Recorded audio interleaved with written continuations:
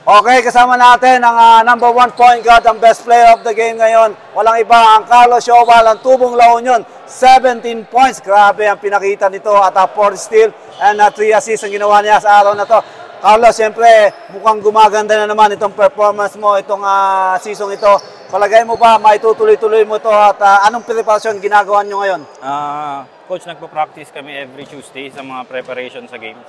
Tapos, yun namang nung first game kasi masyadong pangit ang laro natin kaya bumawi tayo ngayong second game.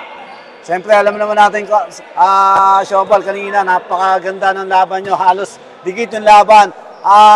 Paano kayo naging advantage sa kanila?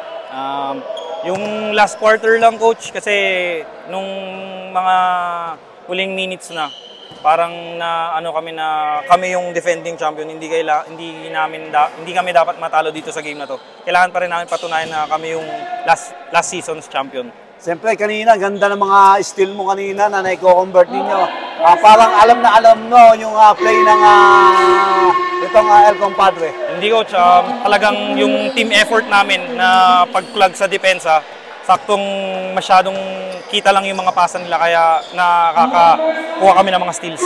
Siyempre, alam naman natin, ito si Carlos Siobal, ang defending champion noong nakaraang season at ito na naman, nakakadalawang panalo na naman sila ngayon sa itong season na to. Palagay mo, Carlo, maitutuloy-tuloy ninyo yung magandang performance ninyong ito? Oo, Coach.